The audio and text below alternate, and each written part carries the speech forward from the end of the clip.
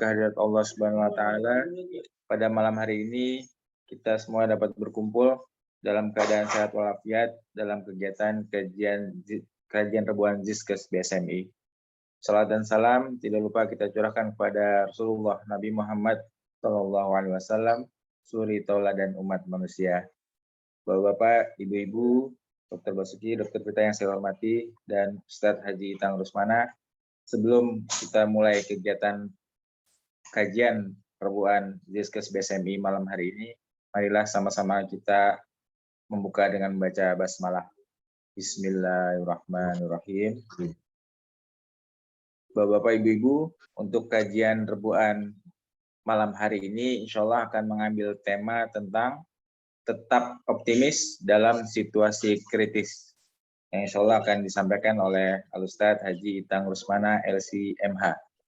Sebelumnya akan saya bacakan sedikit mengenai profil beliau. Beliau adalah mudir dan dosen Ma'had Ali An-Nuaimi. Beliau juga Ketua Yayasan Sanggar Quran Mardani 5. Beliau juga Ketua IKADI Jakarta Pusat, dan beliau adalah Wakil Ketua Komite Etik Syariah Rumah Sakit IRC. Baik, tanpa menunda lagi, kepada Al-Ustadz Haji Itang Rusmana, LC.MH, kepada beliau kami persilakan.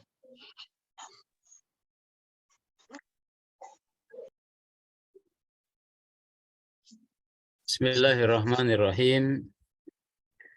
Assalamualaikum warahmatullahi wabarakatuh. Waalaikumsalam warahmatullahi wabarakatuh. Alhamdulillahirabbil alamin. Alhamdulillahilladzi arsala rasulahu bil huda wa dinil haqq liyuzhirahu 'ala ad-dini kullihi wa kafa billahi shahida. Asyhadu an la ilaha illallah wahdahu la syarika lah wa asyhadu anna Muhammadan abduhu wa rasuluhu alladzi la nabiyya ba'dah. Allahumma salli wa sallim wa barik wa an'im ala habibina wa syafi'ina Muhammadin sallallahu alaihi wasallam wa ala alihi wa sahbihi wa man ihtada bihudah wattaba'a sabilah wa nahaja nahjah ila yaumiddin, amma ba'd.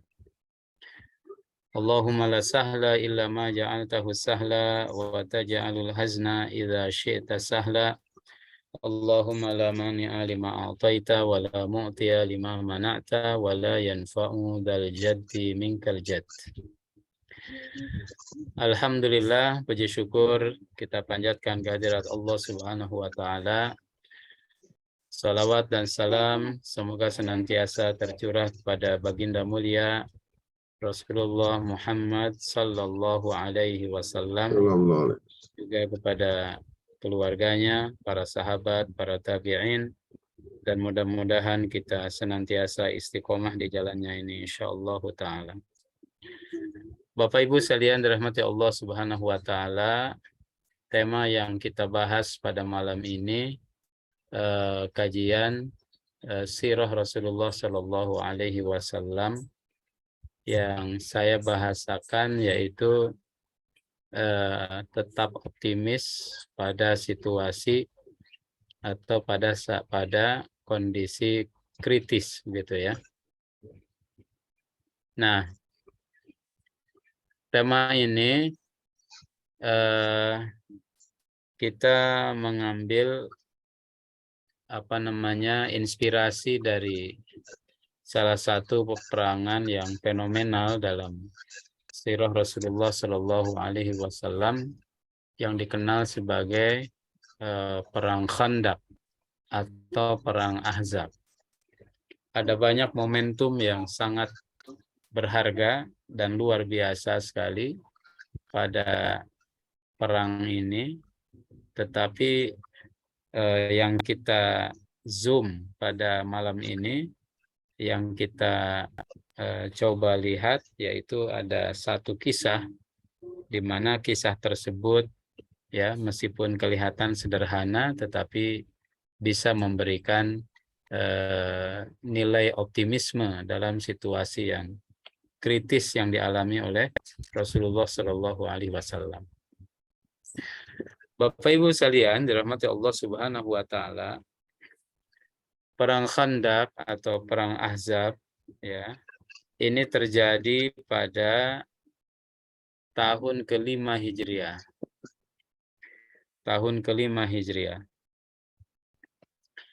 Pada tahun ke-5 Hijriah itu atau perang Khandaq ini perang yang terjadi setelah beberapa peperangan yang dilakukan oleh Rasulullah Shallallahu Alaihi Wasallam setelah perang Badar ya pada tahun kedua Hijriah, setelah Uhud pada tahun ketiga Hijriah.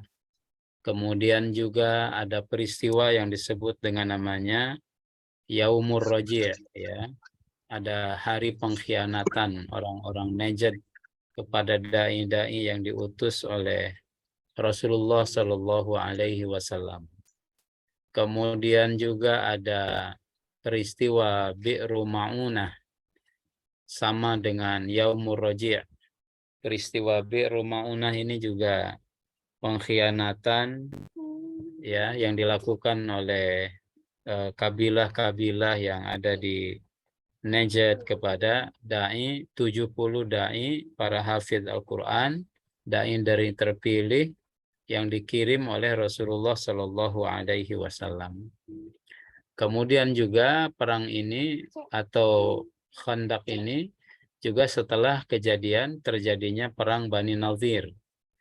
Ya, perang Bani Nadhir ini di mana Allah Subhanahu wa taala menurunkan surat Al-Hasyr mengomentari kasus Bani Nadhir ini, yaitu kabilah Yahudi yang ketika Nabi datang kepada mereka untuk meminta bantuan mereka membayar jizyah, membayar diah kepada 2 orang dari kabilah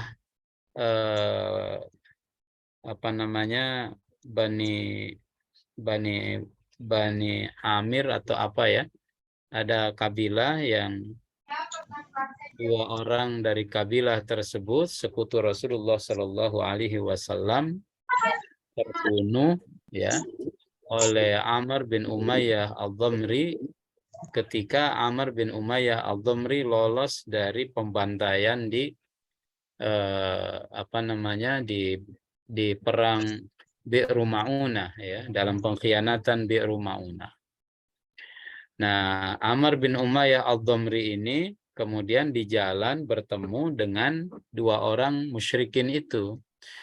Nah, 2 orang musyrikin ini disangka oleh Amr bin Umayyah Al-Dhamri sebagai komplotan para pengkhianat yang membantai kaum muslimin. Ya, akhirnya 2 orang musyrikin ini dibunuh oleh Amr bin Umayyah Al-Dhamri, berantem, terbunuh mereka. Kemudian sampai di Madinah, Amr bin Umayyah menyampaikan informasi tentang pembantaian yang dialami oleh para utusan, para dai-dai yang diutus oleh Nabi, dan ternyata yang terbunuh di jalan pulang itu adalah sekutunya kaum muslimin. Maka kaum muslimin harus membayar diat ya dalam pembunuhan yang tidak disengaja, kesalahan. Maka 1 orang dalam hukum Islam diatnya 1 orang 100 ekor unta. 2 orang berarti 200 ekor unta. Maka Nabi berangkatlah ke Bani Nadhir ya, kabilah Yahudi. Kenapa minta tolong kepada kabilah Yahudi? Karena kabilah Yahudi ini terikat dengan perjanjian yang diratifikasi bersama kaum muslimin di Madinah untuk saling tolong, saling bantu dalam menjaga Madinah, dan juga saling tolong dan saling bantu dalam meringankan masing-masing beban yang dialami oleh para pihak yang hidup atau yang tinggal di Madinah. Tetapi ketika sampai di Bani Nadhir, justru orang-orang Yahudi di Bani Nadhir melakukan semacam persengkongkolan ya, melakukan persekongkolan untuk menghabisi Rasulullah Shallallahu Alaihi Wasallam mereka naik ke atap rumah membawa batu besar dan hendak melemparkan batu itu kepada Rasulullah Shallallahu Alaihi Wasallam.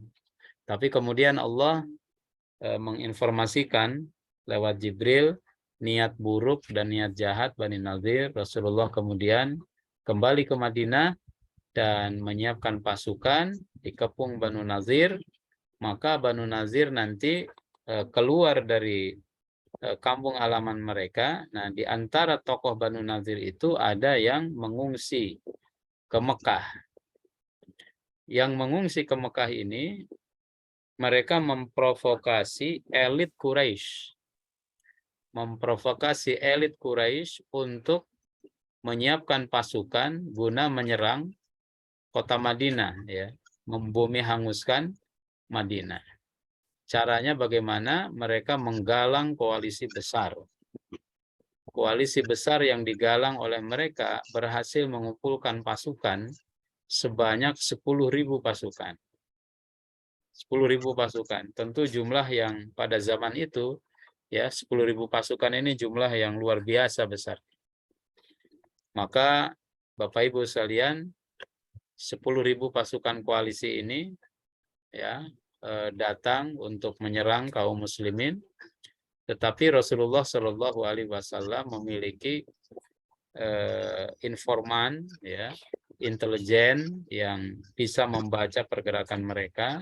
Mereka ini dari musyrikin Quraisy, Ghatafan, Bani Fazarah, Bani Murrah, kemudian juga dari Bani Quraidah yang nanti berkhianat, dan juga orang-orang munafikin yang tinggal di kota Madinah, dan mereka berupaya untuk memprovokasi kaum muslimin, kemudian juga melemahkan semangat, ya, mereduksi spirit perang kaum muslimin. Kemudian juga mereka melakukan propaganda agar kaum muslimin atau pasukan kaum muslimin tidak melawan, ya, dan mereka menyerah begitu saja. Bapak Ibu sekalian dirahmati Allah Subhanahu wa taala, Rasulullah Shallallahu Alaihi Wasallam ketika mendapatkan informasi, ya, ada 10.000 pasukan bergerak menuju Madinah, koalisi besar yang digalang oleh beberapa pihak itu, maka Rasul bermusyawarah dengan para sahabat. Ya, kata Abu Bakar As-Siddiq radhiyallahu an, ma ra'aitu ahadan aktsara istisyaratan min Rasulillah sallallahu alaihi wasallam. Aku tidak menyaksikan seseorang yang lebih banyak bermusyawarah, ya, selain dari Rasulullah sallallahu alaihi wasallam. Nah, Rasul bermusyawarah, tentu dalam musyawarah ini, ya, tukar pendapat, analisa, data-data dipaparkan, kemudian juga usulan-usulan strategis, konstruktif, bagaimana caranya menghadapi pergerakan musuh yang jumlahnya 3 kali lipat, dan ini sangat besar sekali, dan tidak mungkin dihadapi di luar kota Madinah. Maka pada waktu itu Salman Al-Farisi menyampaikan gagasan dengan strategi parit, ya, strategi paritnya, dan gagasan itu diterima oleh Nabi Shallallahu Alaihi Wasallam. Rasulullah SAW bukan hanya pada saat perang Uhud ini menerima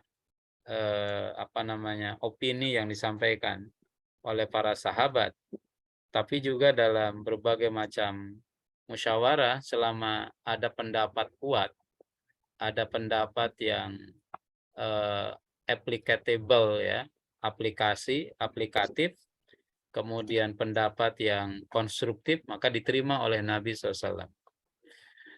Kemudian digalilah parit sepanjang 5,5 km di utara Madinah, karena celah itulah yang menjadi celah terbuka untuk memasuki kota Madinah. Tetapi sisi-sisi yang lain, ya, sisi yang lain, barat, kemudian timur, selatan, itu relatif aman karena ada gunung batu yang memagari kota Madinah gitu. Jadi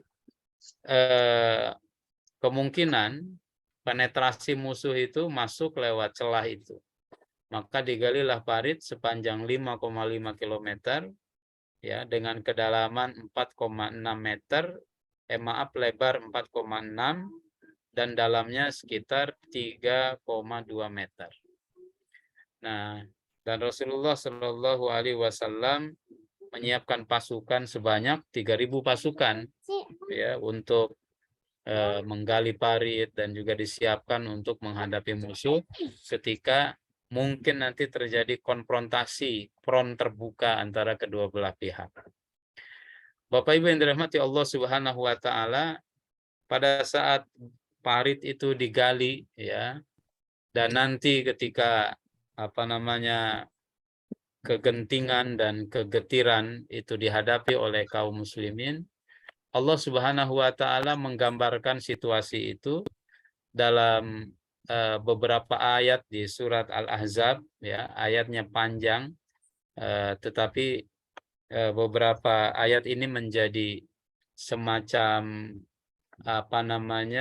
surah ya atau gambaran betapa mengerikannya situasi pada waktu itu. Kata Al-Qur'an, a'udzubillahi minasyaitonirrajim, idja'ukum min fawqikum wa min asfala minkum.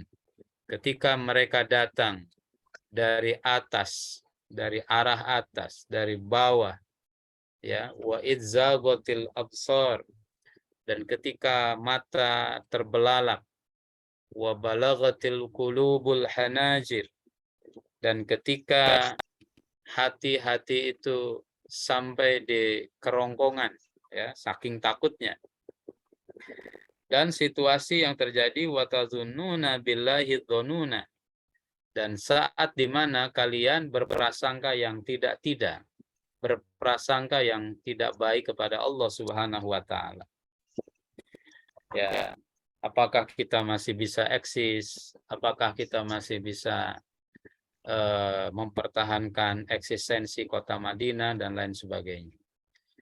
Maka Allah kemudian menegaskan hunalikabtuliyal mu'minuna wa zulzilu zilzalan syadida. Pada saat itu orang-orang beriman benar-benar diuji Allah Subhanahu wa taala. Bahkan Allah lebih jauh menggambarkan wa zulzilu, dan mereka digoncangkan, zilzalan syadida ya, dengan goncangan yang sangat keras. Ibaratnya kalau seandainya diukur dengan skala kegempaan, mungkin gempa jiwa yang dialami oleh kaum muslimin pada Ahzab itu entah berapa skala Richter gitu, atau berapa magnitude gitu ya skalanya. Yang jelas bahasa Quran, wa zulzilu zilzalan syadida, dan mereka diguncangkan segoncang-goncangnya dengan goncangan yang keras begitu ya. Nah, kemudian ditambah juga guncangan-guncangan yang dialami oleh kaum muslimin ini ditambah dengan provokasi orang-orang munafik. Wa idh yaqulul munafiqun, dan ketika orang-orang munafik mereka beropini ya, mereka menyebarkan opini, mereka membuli, mereka mereduksi keyakinan, mentalitas. Wallazina fi qulubihim marad, dan juga orang-orang yang berpenyakit hati, orang-orang yang selama ini tidak suka kepada kaum muslimin, orang-orang yang nyinyir ya, entah mungkin sekarang bahasanya disebut dengan buzzer begitu ya, dulu juga buzzer itu sudah ada barangkali. Nah, karena bahasa Quran idh yaqulul munafiqun ya, dengan cuitan-cuitannya, kemudian dengan opini-opininya, dengan update statusnya, komentarnya. Ya, karena yaqul itu bisa diterjemahkan dalam kekinian dengan bahasa media sosial hari ini, yaitu bisa cuitan, kemudian update status, kemudian bisa story dan lain sebagainya. Nah, kata mereka apa? Ma wa'adanallahu wa rasuluhu illa gururo. Ya, apa yang Allah janjikan dan Rasulnya kepada kita itu gururo, ya, itu apa namanya, hoax, itu prank aja kayak begitu ya, itu ngeprank doang katanya begitu, kata mereka. Nah, jadi situasinya sangat luar biasa, khusus nanti ketika ya terjadi ya sudah mulai mendekat musuh dan lain sebagainya, itu tambah kencang, tambah kegentingannya sangat luar biasa sekali. Bapak Ibu yang dirahmati Allah Subhanahu wa taala, maka kaum muslimin ya menyelesaikan galian parit yang sudah disepakati itu. Dalam riwayat satu orang itu kebagian jatah 40 hasta. Ya, 40 hasta ini dengan lebar 4,6 dengan dalam 3,5. Itu 40 hasta itu. Dengan moda yang dimiliki pada zaman itu.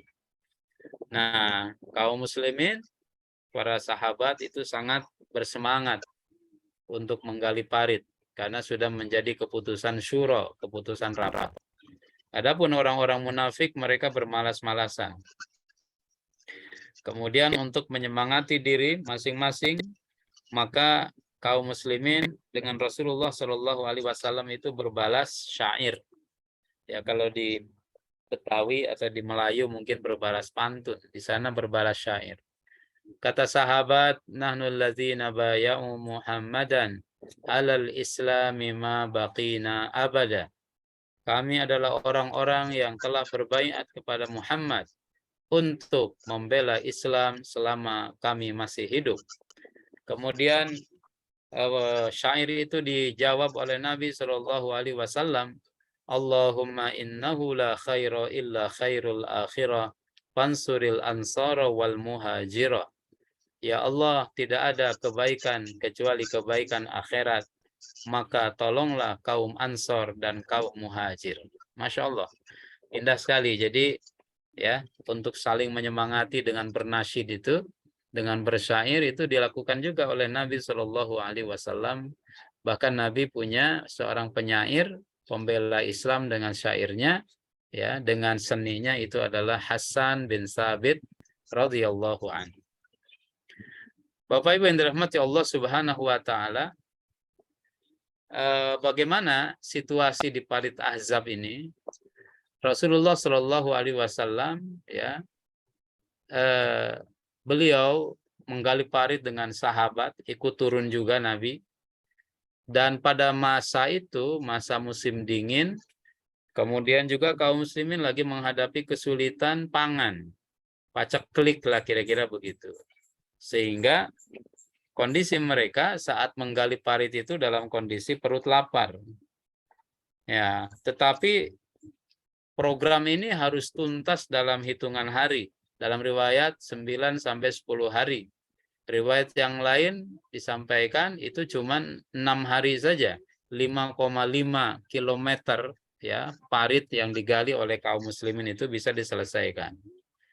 Wallahu a'lam bishawab, tetapi sangat luar biasa sekali tentunya. Nah, untuk menahan rasa lapar, Rasul dan kaum muslimin, para sahabat, mengikat batu di perutnya, ya, mengikatkan batu di perutnya. Bapak Ibu yang dirahmati Allah Subhanahu wa taala. Batu diikat, kemudian setelah itu melanjutkan pekerjaan sebagaimana yang telah diinstruksikan, begitu ya, dalam perut kondisi lapar. Nah, bahkan ada satu situasi dalam riwayat Imam Bukhari ketika Rasulullah SAW diminta oleh sahabat, mereka mendapati ada batu besar di tengah parit. Nah, ketika batu ini dipecahkan oleh para sahabat, mereka tidak bisa memecahkannya. Maka mereka datang kepada Rasulullah Shallallahu Alaihi Wasallam untuk memecahkan batu itu. Kata Nabi, ana nazilun, kata Rasulullah. Saya yang turun, kata Rasulullah. Ini juga Bapak Ibu sekalian pelajaran kepemimpinan ya. Pemimpin tidak boleh mengatakan tidak bisa. Karena kata-katanya dia itu akan berpengaruh pada situasi bawahan, situasi masyarakat, situasi rakyat. Tapi dalam situasi sesulit apapun, seburuk apapun, sekritis apapun, maka pesannya seorang pemimpin ini harus tetap optimis, ya. Tetap optimis bisa menyelesaikan permasalahan itu, meskipun mungkin solusinya belum kepikiran juga. Tetapi kata-kata itulah yang membuat para rakyat dan umat itu bisa semangat. Kata Nabi, ana nazilun, saya yang selesaikan, ya, saya yang beresin gitu. Kemudian Rasulullah pecahkan dalam pukulan pertama sepertiga batu pecah. Kemudian Nabi mengatakan Allahu Akbar, uritu kusur Syam. Ya, Allah Maha Besar. Aku melihat istana-istana Syam yang kemerah-merahan. Kita akan memasukinya. Pukulan yang kedua, Bismillah, Allahu Akbar. Pecah juga itu batu. Ya, kemudian Nabi mengatakan, dia katakan, uritu kusuro Kisra. Aku melihat istananya Kaisar Persia. Dan kita akan memasukinya. Kemudian pukulan yang ketiga, menuntaskan batu ini, Rasul mengatakan, aku diperlihatkan kota Yaman, ya, dengan segala kemewahan dan kemegahannya. Kemudian Jabir ketika melihat ada batu yang diikat oleh Nabi di perutnya, dia nggak tega. Dia tidak tega, kemudian dia pulang ke rumahnya, minta izin kepada Nabi. Setelah sampai di rumah, Jabir bilang kepada istrinya, hal indaki ta'am, ada makanan nggak di rumah? Kata istrinya, indana anaqun wa sya'irun. Ya, kita punya kambing kecil, wa sya'irun, dan kita punya syair, ya, gandum yang belum ditumbuk. Kemudian kata Jabir ibn Abdullah, fadzabahtul anaqa wa tahantu sya'ira.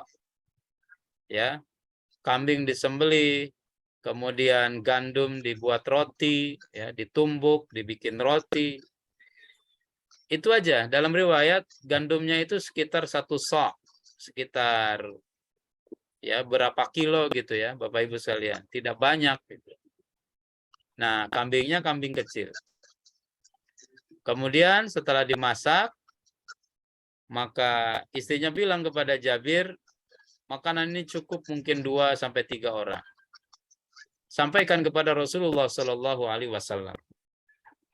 Kemudian Jabir, dia dengan pelan-pelan, ya, dia berbisik kepada Rasul Shallallahu Alaihi Wasallam.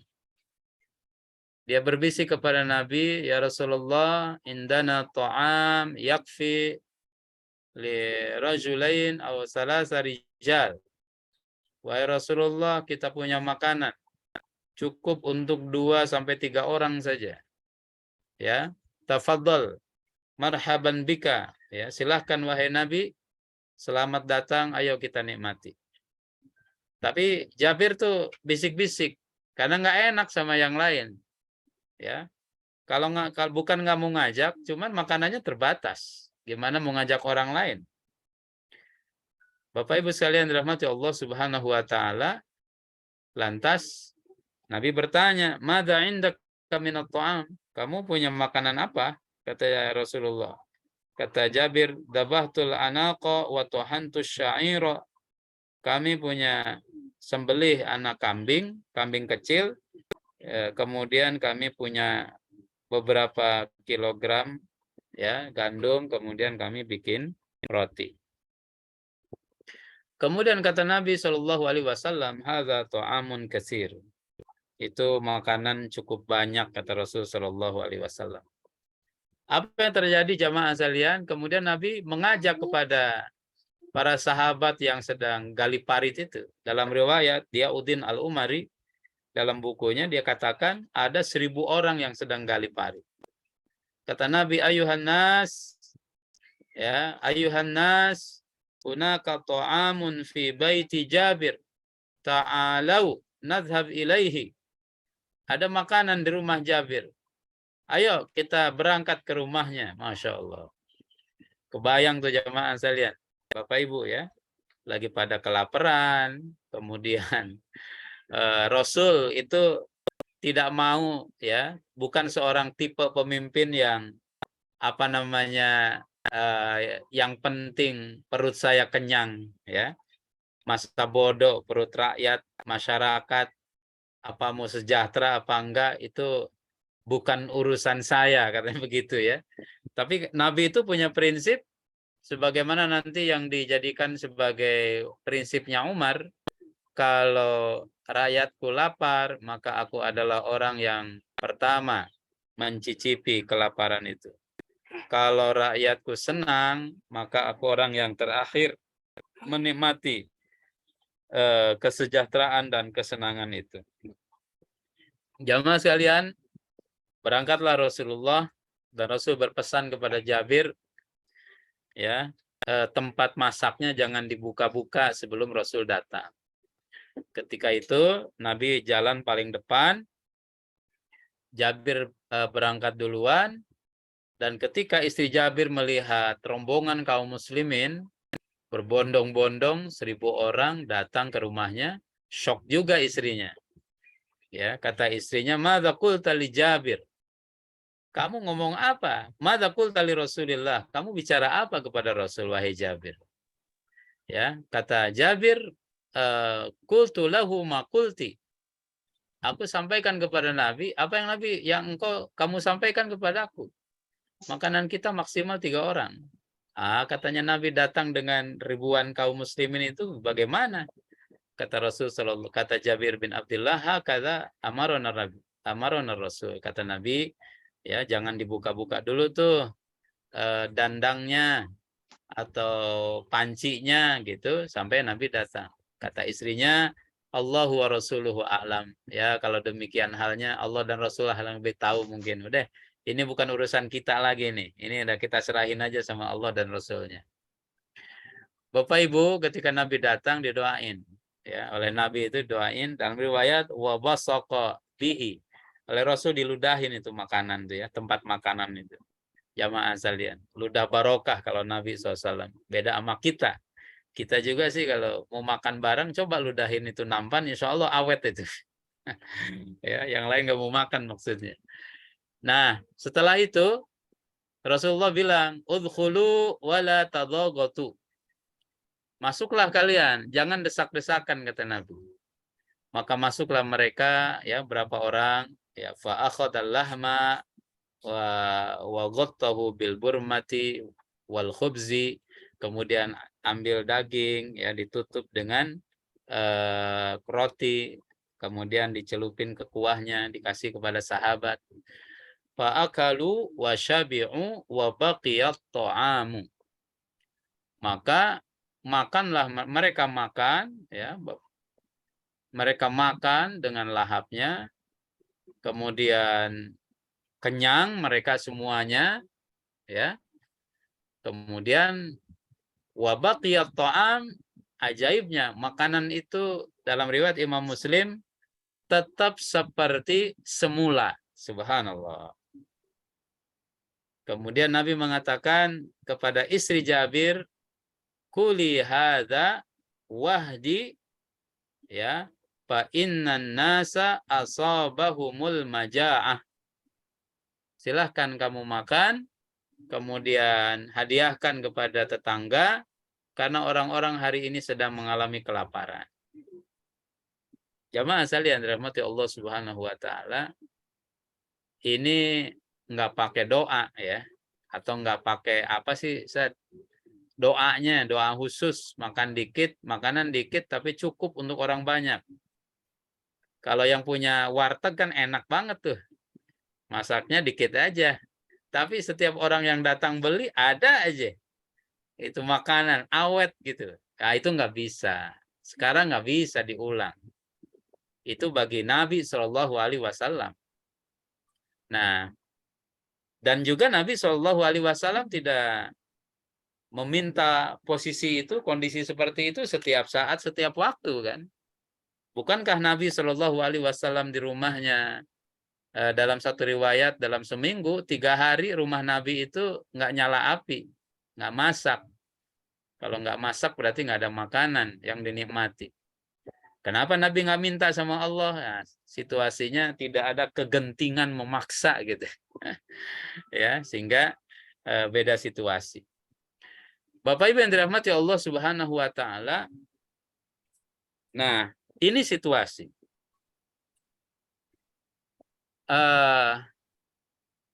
Kemudian apa yang kita bisa lihat, ya, ini tadi sudah saya terangkan, makanan ini cukup untuk semua yang hadir begitu. Lantas apa pelajarannya? Pelajaran pentingnya tuh begini. Yang perlu kita tafakuri begini. Peristiwa ini, makanan sedikit tapi cukup untuk orang banyak. Ini terjadi pada masa perang Ahzab, perang Khandaq. Bagaimana situasi Khandaq? Situasi Khandaq tadi ayatnya menggambarkan genting. Kegentingan yang luar biasa. Ya. 10.000 pasukan orang-orang musyrik datang ke Madinah, koalisi dengan Yahudi. Kaum muslimin 3.000 pasukan, digali parit. Bahkan ada situasi nanti itu Rasulullah Shallallahu Alaihi Wasallam mendengar kabar burung jika Bani Quraidah, ya, dia juga bergabung dengan koalisi pasukan musuh.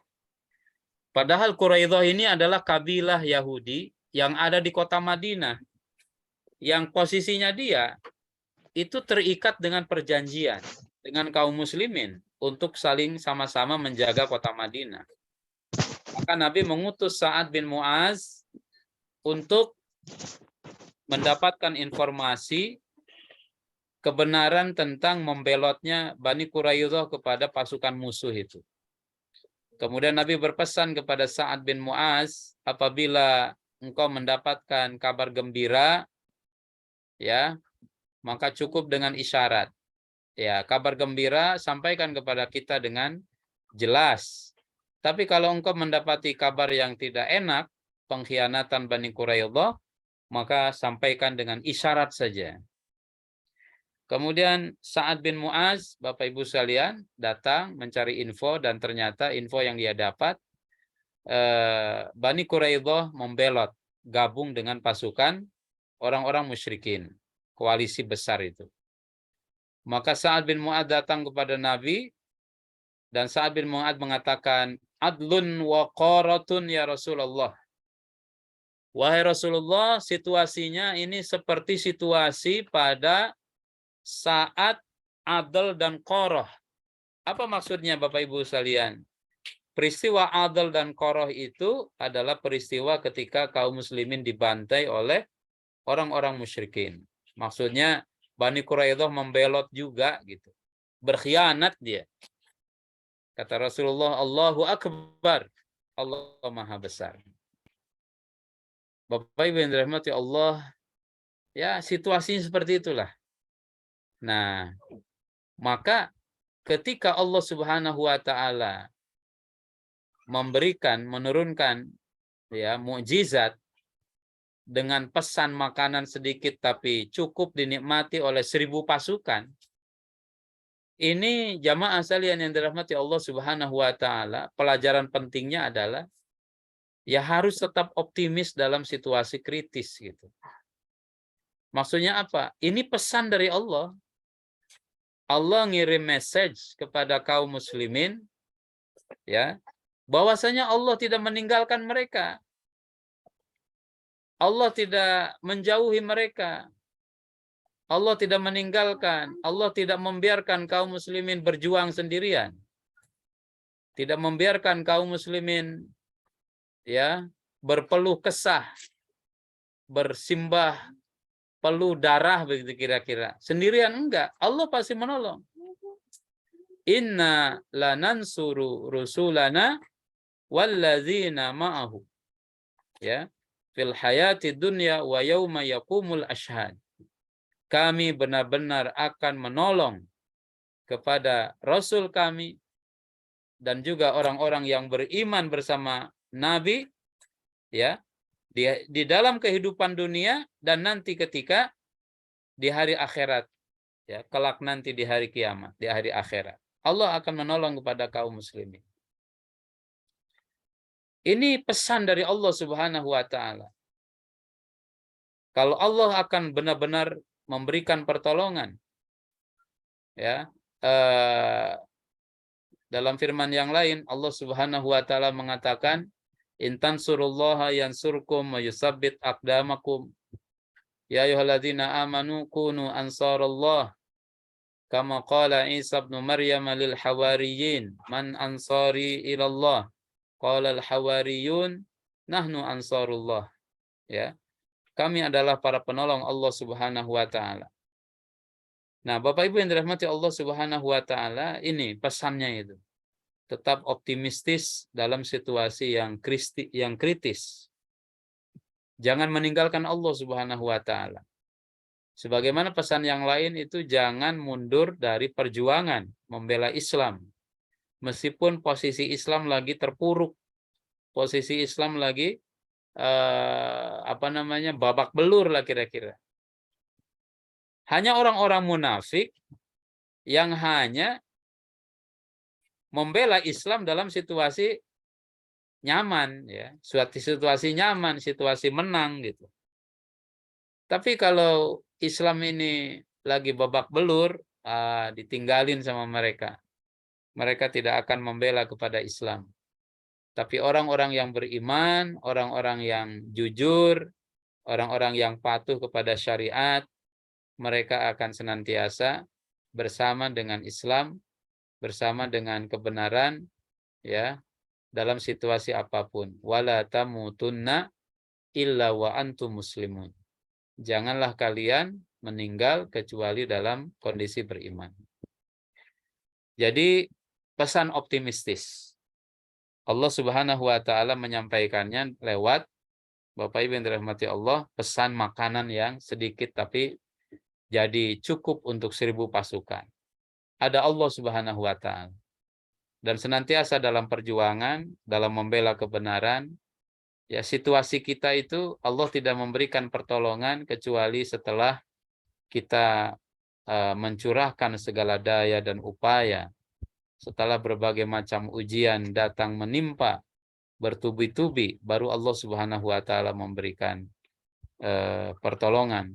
Mungkin Allah sampaikan juga, ya, walanabluwannakum bisyai'in minal khaufi wal ju'i wa naqsi minal amwali wal anfusi was samarat wa basyiris sabirin. Allah akan benar-benar memberikan ujian kepada kita dengan berbagai macam ujian, ya, rasa takut, kemudian lapar, ya, kemudian berkurangnya harta, kemudian juga jiwa dan lain sebagainya, tetapi orang sabarlah yang mesti mendapatkan kabar gembira dari Allah Subhanahu wa taala. Sebagaimana hal yang lain, ya, kita mendapati pelajaran perhatian Jabir kepada Rasulullah SAW. Jabir itu perhatian banget kepada Nabi. Ngelihat Nabi perutnya diikat batu, Jabir bilang nggak tega gitu, ya. Meskipun dia punya makannya sedikit, tetapi perhatiannya itu loh. Perhatiannya, pengorbanannya, kasih sayangnya, itulah yang menjadi spesial bagi seorang yang namanya Jabir bin Abdullah radhiyallahu anhu. Kemudian pelajaran yang lain, rezeki ini sudah diatur Allah Subhanahu wa taala. Kalau memang sudah rezeki kita, nggak akan kemana. Kalau memang rezeki orang, mau dikejar bagaimanapun, ya nggak akan dapat gitu, ya. Dan yang kelima, maksimalkan tawakal. Nabi ketika musuh terdengar akan datang, Nabi itu nggak diam di rumah, ya. Kata Nabi, ntar mereka kalau datang saya tiup aja udah. Enggak. Tapi Rasul berusaha sedemikian rupa. Gali parit, ya, bahkan dalam kurun waktu yang sangat singkat. 1 pekan lah kalau diambil rata-rata itu parit bisa diselesaikan. Ini bagian dari tawakal, ya. Dan nanti pertolongan itu jangan kita mengandalkan kepada pertolongan tanpa ada usaha yang maksimal, ya. Tapi setelah usaha yang optimal, usaha yang maksimal, maka tambahkan dengan doa, maka insya Allah kemenangan, keberkahan, dan kebaikan akan dicurahkan oleh Allah Subhanahu wa Ta'ala. Bapak Ibu yang dirahmati Allah Subhanahu wa Ta'ala, itu barangkali yang bisa saya sampaikan, ya, tentang pelajaran dari puzzle yang begitu banyak dalam perang Ahzab, dalam perang Khandaq, tapi kita mengambil satu kisah tentang jamuan makan yang diberikan oleh Jabir kepada Rasulullah SAW, dan sedikit makanannya tapi cukup untuk orang yang begitu banyak, 1000 pasukan yang tadi disampaikan. Wallahu a'lam bishawab, itu yang bisa saya sampaikan. Bila masih ada waktu, ya, silahkan kita untuk berdiskusi. Saya kembalikan kepada Bapak MC. Assalamualaikum warahmatullahi wabarakatuh. Waalaikumsalam warahmatullahi wabarakatuh. Bapak-bapak, ibu-ibu yang saya hormati, insyaallah masih ada waktu mungkin untuk 1 atau 2 pertanyaan. Kami persilakan kepada Bapak Ibu yang ingin bertanya atau berdiskusi mungkin.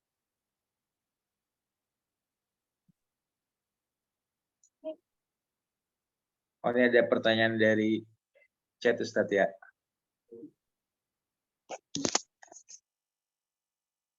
Saya bacakan. Apakah parit tersebut masih ada sekarang ini saat bekasnya? Iya. Terus yang kedua, bagaimana bisa secepat itu membangun parit sepanjang 5,5 km, Ustadz?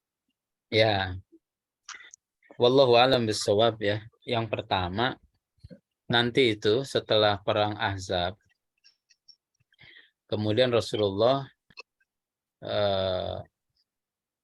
sudah mandi, meletakkan baju perang, ya. Ketika pasukan musyrikin kocar-kacir, ya, Allah mengirimkan angin, ya, dan tentara yang tidak terlihat oleh mereka. Maka pulanglah orang-orang musyrikin, ya. Nanti itu mungkin ada bahasan khusus juga kenapa mereka pulang. Setelah itu Nabi diperintahkan oleh Jibril, ya. Kata Jibril,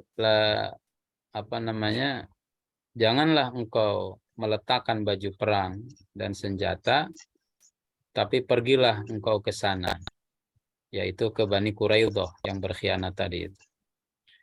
Kemudian Rasul bilang kepada sahabat, la yusalliyanna ahadukumul asra illa fi Bani Quraidah. Bani Quraidah kemudian nanti dikepung, akhirnya nyerah, ya, karena mereka minta diputuskan oleh Sa'ad bin Mu'az. Kata Sa'ad bin Mu'az, orang-orang Bani Quraidah yang aktif dalam penyerbuan atau peperangan di perang Ahzab, maka bunuhlah mereka. Adapun yang lainnya, ya, jangan dibunuh. Maka nanti para bala tentara Bani Quraidah itu diseret tuh ke parit Ahzab itu, Ustaz. Kemudian mereka dibunuh, ya, sebagai bentuk pembalasan atas pengkhianatan, dan parit itu kemudian parit itu menjadi kuburan massalnya mereka, dan parit itu ditutup setelah itu. Ada satu makalah yang saya baca, ya, pemerintah Saudi pada satu waktu tertentu itu mau buka jalan, ya, bikin jalan di atas parit tersebut yang dulu digali oleh kaum muslimin. Nah, ada beberapa kontraktor yang mundur bahkan karena saking kerasnya batu-batu itu yang menutupi parit tersebut, gitu ya. Sehingga mereka gagal untuk menyelesaikan tepat waktu. Itu dengan moda alat canggih yang dimiliki pada zaman sekarang. Nah, bagaimana dulu bisa sukses ya? Mungkin ini bagian juga dari apa namanya mujizat juga ya. Allah memberikan kemudahan. Allah berikan kemudahan dalam kurun waktu yang singkat. Parit itu bisa digali dengan kualifikasi yang tadi disampaikan. Yang lainnya adalah spirit, semangat yang begitu luar biasa oleh kaum muslimin ketika menggali parit itu, dan biasanya ya dalam posisi tertekan atau ada energi apa namanya itu energi kepepet gitu ya, kita itu bisa melakukan sesuatu yang kadang mustahil dilakukan dalam kondisi normal. Dikejar anjing pagar 2 meter itu bisa diloncatin gitu. Nah, mungkin situasi kepepet itulah kadang membuat adrenalin kita itu bisa lebih besar energinya, ya, kemudian juga spiritnya, semangatnya, tenaga seakan-akan berlipat ganda dan seterusnya. Wallahu a'lam bishawab. Tapi tentunya pertolongan Allah, kemudahan dari Allah, dan juga kegigihan kaum muslimin. Itu yang menyebabkan parit itu dalam kurun waktu cepat bisa digali atau bisa diselesaikan. Wallahu a'lam bishawab.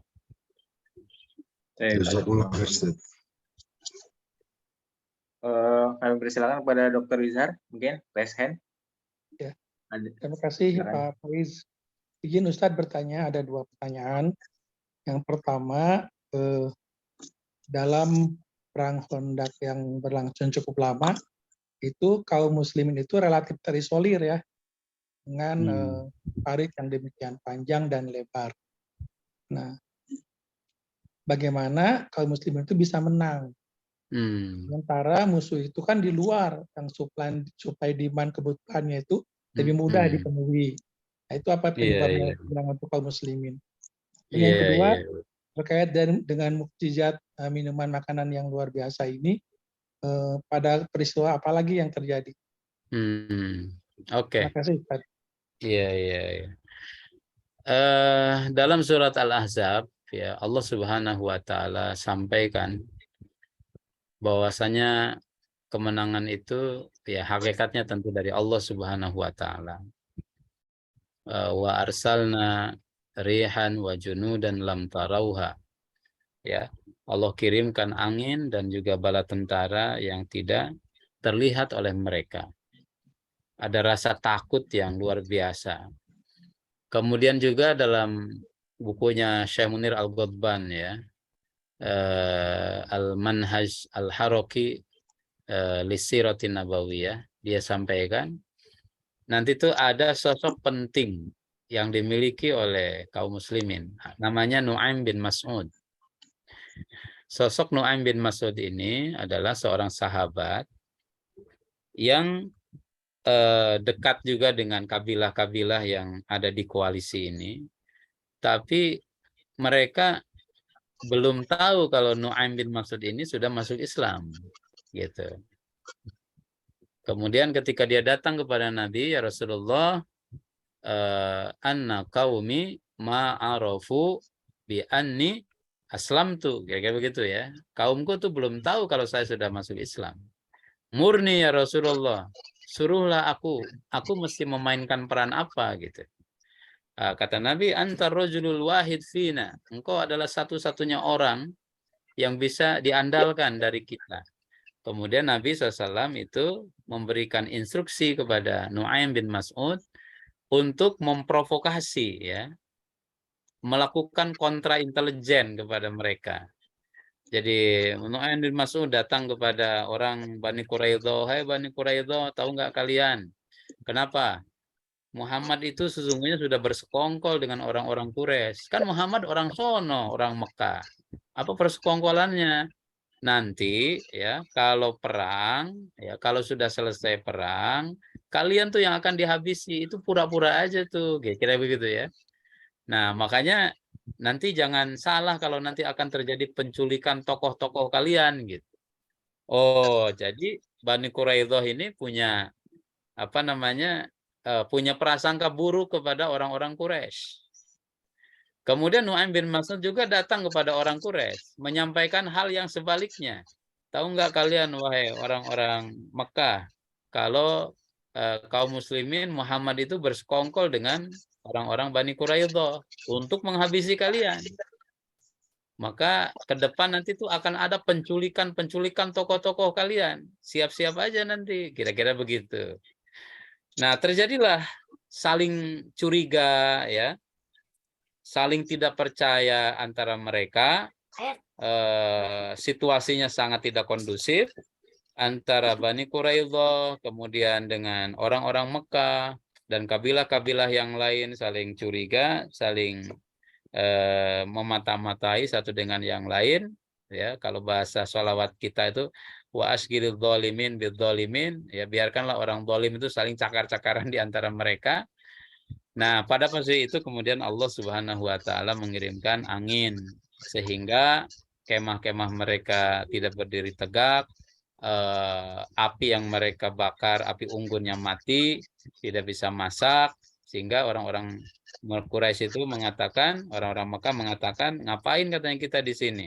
Tidur nggak enak, makan nggak enak, tidur nggak nyenyak, nggak jelas ini perang mau sampai kapan gitu ya. Sementara perbekalan terus menyusut, akhirnya mereka pada pulang dan bubarlah itu Ahzab. Jadi koalisi bubar jalan. Nah, kira-kira begitu. Nah, semata dari Allah. Adapun misalkan ada nggak strategi khusus dari sisi kesiapan pangan dan lain sebagainya. Ya, wallahu alam bisawab, pasti Rasulullah sudah menyiapkan segala resiko yang akan dihadapi dengan strategi parit itu. Ya, mungkin pangan sudah disiapin jauh-jauh hari, kemudian juga porsi makan dikurangi supaya kecukupan pangan ini bisa cukup untuk membiayai atau cukup untuk digunakan semasa perang yang entah berapa lama, ya, karena ini berminggu-minggu mereka mengepung Madinah itu. Meskipun nanti dalam kisah itu ada juga beberapa pasukan musuh yang berhasil nerobos parit ini, tapi kemudian dihalau oleh kaum muslimin. Termasuk nanti ada cerita terbunuhnya tokoh preman, ya, tokoh premannya Mekah itu namanya Amr bin Wud. Itu dihadapi oleh Ali bin Abi Thalib radhiyallahu an dalam beberapa jurus gitu. Kira-kira Amr bin Wud itu sudah terkapar dan terbunuh. Dan itu juga meruntuhkan mental orang-orang musyrikin Quraisy koalisi yang datang ke kota Mekah, ke kota Madinah. Demikian yang bisa dikomentari. Wallahu a'lam bishawab. Baik. Terakhir Ustaz, ada dari chat, mungkin saya bacakan. Ya. Pertanyaannya, Assalamualaikum Ustaz. Izin bertanya, belakangan ini banyak pemahaman di luar Islam bahwa menikah, kelihatannya di luar ini topik ya, bahwa menikah atau memiliki banyak anak akan menambah beban kehidupan. Bagaimana cara kita umat Islam agar paham yang demikian tidak mengganggu keimanan kita? Terima kasih Ustaz. Ya, Islam itu rasional, ya, rasional, realistis, begitu. Pertama, Allah mengajarkan wala taqtulu auladakum min imlaqin nahnu narzuquhum wa iyyakum atau narzuqukum wa iyyahum. Jangan bunuh anak-anak kalian karena takut nggak makan. Ya, kalau takut nggak makan itu kami yang mengatur atau kami yang menentukan rezeki mereka dan kalian, kata Allah Subhanahu wa taala. Ya, iman saja kepada rezeki, iman kepada qadarnya Allah Subhanahu wa taala, iman kepada takdir Allah, ya. Dan tadi tentu kita sambil ikhtiar sebagai seorang manusia. Tapi jangan sampai menggadaikan keyakinan. Jangan sampai menggadaikan keyakinan berasa kita tuh yang ngasih makan atau ngasih rizki. Enggak. Nahnu narzukukum, kami yang kasih rizki kepada kalian, wa iyyahum, dan juga kepada mereka. Ya, ini. Tapi implementasi di lapangannya ya perlu kita dalami lebih jauh lagi. Intinya keyakinan itu yang perlu dibenahi dengan bagus gitu ya. Tapi kalau beda dengan kondisi misalkan kata dokter, ibu ini tidak bisa lagi melahirkan karena kondisi kesehatan dan lain sebagainya, ya, sehingga ada situasi misalkan rahim mesti diangkat.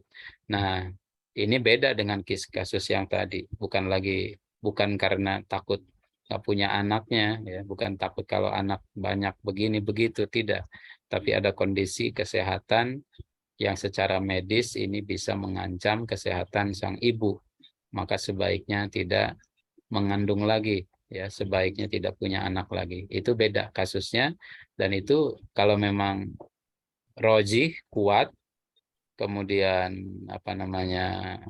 bisa dipertanggungjawabkan secara ilmiah dari dokter yang kompetensinya bagus, kompeten, maka bisa dilakukan langkah-langkah tersebut. Demikian Pak, wallahu a'lam bishawab. Baik, satu lagi Ustaz, terakhir. Ya. Dari Ibu Iin nih, apa beda optimis dengan percaya diri nih Ustaz? Iya. Biasanya kalau orang percaya diri, hidupnya akan optimis, ya. Tapi kalau nggak percaya diri, meskipun banyak duit, banyak posisi, maka pesimistis yang senantiasa hadir pada dirinya gitu ya. Nah, mungkin perbedaannya khusus dan umum. Mana yang lebih khusus atau mana yang lebih umum. Wallahu a'lam bishawab. Kira-kira seperti itu ya. Wallahu a'lam bishawab. Maka as-siqah bin nafas itu penting sekali. Percaya diri. Dengan percaya diri akan lahir sikap-sikap positif yang lain di masa depan, di masa yang akan datang, dan juga ketika merespon situasi, ya, merespon situasi. Maka kita itu sebagai umat Islam, kita diajarkan untuk percaya diri, kan? Isyhadu bi anna muslimin. Saksikanlah tuh, itu pede banget tuh. Saksikanlah kami ini, ya, adalah orang-orang yang berserah diri kepada Allah Subhanahu wa taala. Itu percaya diri banget itu. Lana amaluna walakum amalukum, ya, dan lain sebagainya itu banyak sekali. Nah, dengan sikap itu sebagaimana yang dimiliki oleh Nabi dan lain sebagainya, maka durub khosoh gitu, situasi-situasi krisis, miris, ya, ini tidak akan merubah mentalitas. Tapi ada bahasa mengatakan tantangan, gimana tantangan ini bisa dijadikan sebagai peluang, ya. Kemudian rintangan itu bisa dijadikan sebagai alat untuk meningkatkan kapasitas dan lain sebagainya. Jadi optimis itu buah dari percaya diri. Wallahu a'lam bishawab. Atau mungkin bisa juga karena optimis jadi percaya diri. Wallahu a'lam bishawab. Baik, terima kasih Ustaz. Alhamdulillah topik yang sangat menarik ternyata, sehingga banyak pertanyaan-pertanyaan dan diskusi yang muncul pada malam hari ini. Baik, Bapak, Ibu-Ibu, sebelum kita tutup, kami mohon kesediaan Ustaz untuk mungkin memimpin doa Ustaz sebelum kita tutup. Kami persilakan. Bismillahirrahmanirrahim. Alhamdulillahirabbil alamin. Amin. Allahumma salli wa sallim wa barik ala Muhammad wa ala alihi wa sahbihi ajma'in. Amin. Allahumma ighfir lana dhunubana wa israfana fi amrina wa sabbit aqdamana wa ansurna 'alal qaumil kafirin. Amin. Rabbana ighfir lana wa liwalidina warhamhuma kama rabbawna shighara. Allahumma inna ala zikrika wa syukrika wa husni ibadatik. Amin. Allahumma la tada' fi maqamina hadha dhanban illa ghafartah wa la hamman illa farajtah wa la maridan illa syafaitah wa la dainan illa sadattah wa la asiran illa yasartah wa la aiban illa satartah wa la hajatan min hawaijid dunya wal akhirati illa qadaitaha ya arhamar rahimin. Amin. Allahumma hafadna wa ahlana wa usratana wa mujtama'ana wa daulatana Indonesia wa duwalil muslimina amatan ya arhamar rahimin.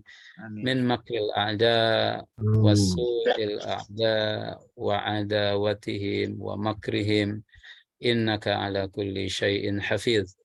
Ya Allah, jagalah negeri kami, jagalah keluarga kami, jagalah anak-anak kami, tetangga kami, lingkungan kami, negeri kami yang kami cintai, dan juga negeri-negeri kaum muslimin dari mara bahaya, dari musibah, dari bencana, dari segala keburukan yang mungkin menimpa, termasuk juga dari makar-makar musuh yang akan menghancurkan, dan dari permusuhan musuh yang akan bisa menenggelamkan kami ya arhamar rahimin.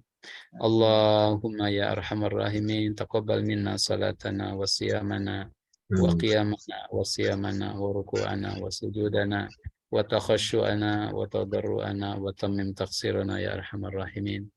Ya Allah ya Rahmanu ya Rahim ya Aziz ya Ghaffar, jagalah negeri kami.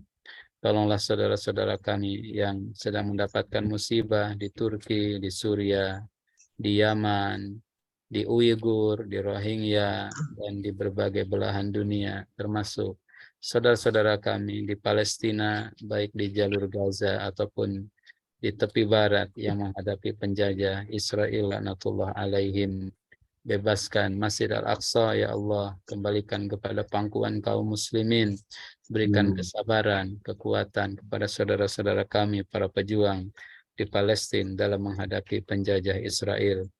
Allahumma rabbana la tuzigh qulubana ba'da idh hadaitana wa hab lana min ladunka rahmah innaka antal wahhab.